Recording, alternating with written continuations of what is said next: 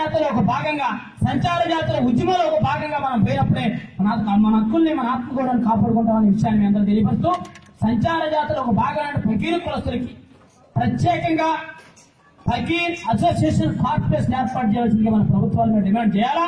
దాని మీద నేను పెద్ద పాత్ర పోషిస్తానని ఈ రోజు ఈ సభాత్మకంగా మీకు అందరికీ హామీ ఇస్తా ఉన్నా. రాత్రి చెప్పాను ఖైదాఖాన్ ఆంధ్రప్రదేశ్ లో ఉన్నటువంటి ఫకీర్ అసోసియేషన్ కి, ఫకీర్ కులాలు ఎవరైతే ఉప కులాలు ఉన్నాయో వీళ్ళందరికీ కూడా ప్రత్యేక కార్పొరేషన్ ఏర్పాటు చేయడంలో పెద్ద పాత్ర పోషిస్తాను, కంగారు పడదని చెప్తే అన్న చాలా అభినందన తెలియజేస్తామని చెప్పాడు. ఈ రోజు ఆ విధంగా ఎవరికి రావాల్సిన ఓటు వాళ్ళకి రాకపోతే పెద్ద పాత్ర పోషిస్తున్న వ్యక్తులందరూ కూడా కొట్టుకుపోతా ఉన్నారు తప్ప ఈ కింద వ్యక్తులకిలే. ఎంబీసీ కార్పొరేషన్ ఏర్పాటు చేస్తే 5-6 కులాలకు చెందిన వ్యక్తులే లోన్లు తీసుకున్నారు తప్ప రాజ్యాంగ కులస్తులు ఇవాళ కుల ధృవీకరణ పత్రాలు ఇవ్వాల. మల్లికాసుల కులస్తులు మల్లికాసుల మల్లమ్మ దేవుడిని ఊరేగించుకుంటూ భిక్షాటం చేసుకుంటా ఉన్నారు. మిత్రుడు రాముడు వచ్చాడు.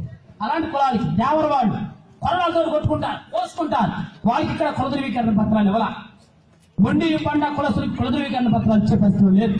కొన్ని ఏరియాలో వీరభద్రి కులస్తులకు ఇచ్చే పరిస్థితులు లేదు. కొన్ని ఏరియాలో గంగిరెద్దుల కులస్తులకు ఇచ్చే పరిస్థితులు లేదు. కొన్ని ఏరియాలో మందుల కులస్తులకు ఇచ్చే పరిస్థితులు లేదు. అందరి పరిస్థితి, అన్ని కులాల పరిస్థితి కూడా ఇలాగే ఉంది, అర్థమైన పరిస్థితిలో ఉంది.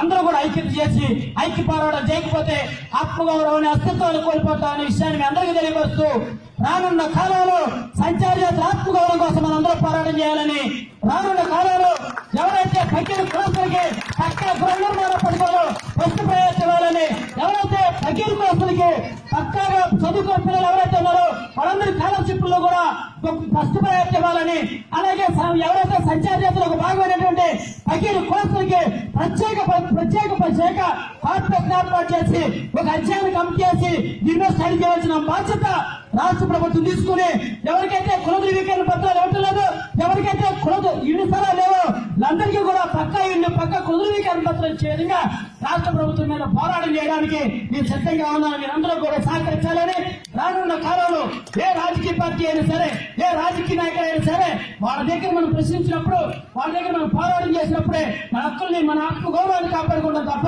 వాళ్ళ దగ్గర బానిసలుగా ఉందని చెప్పు ఇంకో కొంత సంవత్సరాల పాటు మనం వెనకబడి ఉంటామనే విషయాన్ని మీ అందరూ తెలియపరుస్తూ, ఇంకా నాకు 2-3 కార్యక్రమాలు నర్సాపురం ఇంకో కార్యక్రమం ఉంది, అందులో నేను పాల్గొవాలి కాబట్టి సంచార జాతర ఒక భాగంగా ఉన్నటువంటి ఫకీర్ కులస్తులకి, ఇందులో నుండి మైనార్టీ కులాలు ఎవరైతే ముస్లిం మైనార్టీ ఉప కులాలు ఉన్నాయో వీళ్ళందరూ కూడా వేదిక మీదకి రావాలని మరొకసారి మీ అందరికీ తెలియపరుస్తూ, ఆంధ్రప్రదేశ్ లో మొట్టమొదటిసారి మీటింగ్ పెట్టడం, ఆంధ్రప్రదేశ్ రాష్ట్రం ఏర్పడిన తర్వాత మొట్టమొదటిసారి అన్న హైదరాబాద్ వచ్చినటువంటి ఇద్దరిని కూడా పెద్ద పాత్ర పోషించాలని, వాళ్ళు కూడా